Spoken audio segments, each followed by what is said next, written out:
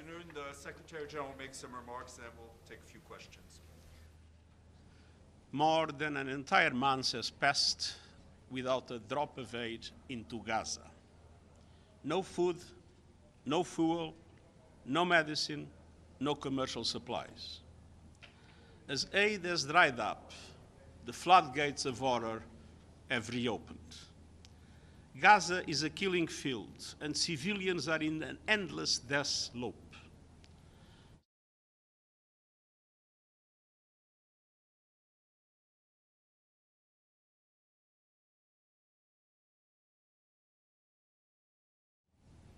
UN agencies and our partners are ready and determined to deliver.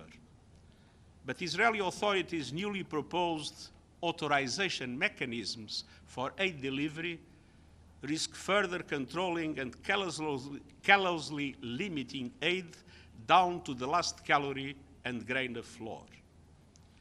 Let me be clear. We will not participate in any arrangement that does not fully respect the humanitarian principles: humanity, impartiality, independence, and neutrality. Unimpeded humanitarian access must be guaranteed, and humanitarian personnel must be given the protection that they are accorded under international law.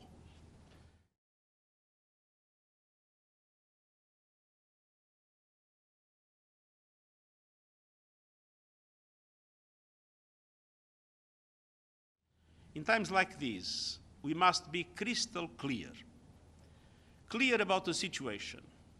With crossing points into Gaza shut and aid blockaded, security is in shambles and our capacity to deliver has been strangled.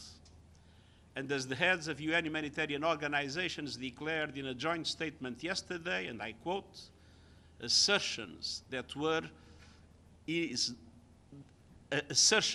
there is now enough food to feed all Palestinians in Gaza are far from the reality on the ground, and commodities are running extremely low.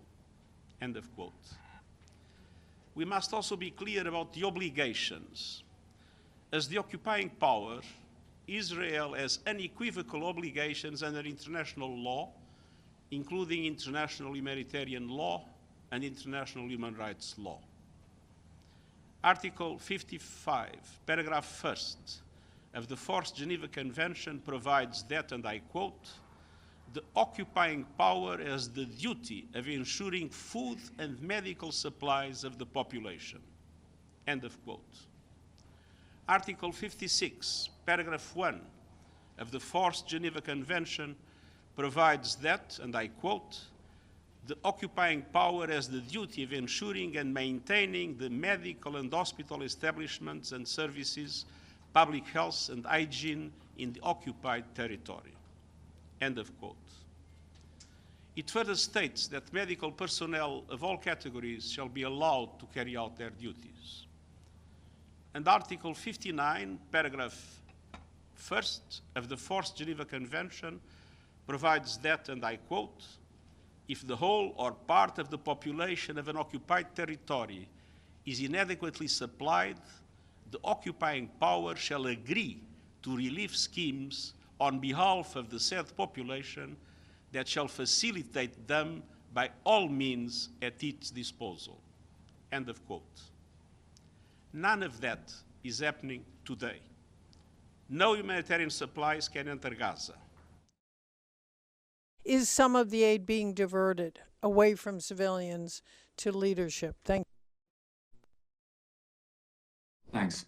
As the UN, we have, and the humanitarian system, we have extremely complex and rigorous monitoring to make sure that aid is not being diverted. And that's in place throughout our operations. So for the humanitarian community in Gaza, I can confidently say that we have no evidence of aid being diverted from our programs and operations into to other places. Is already an alarming indicator. So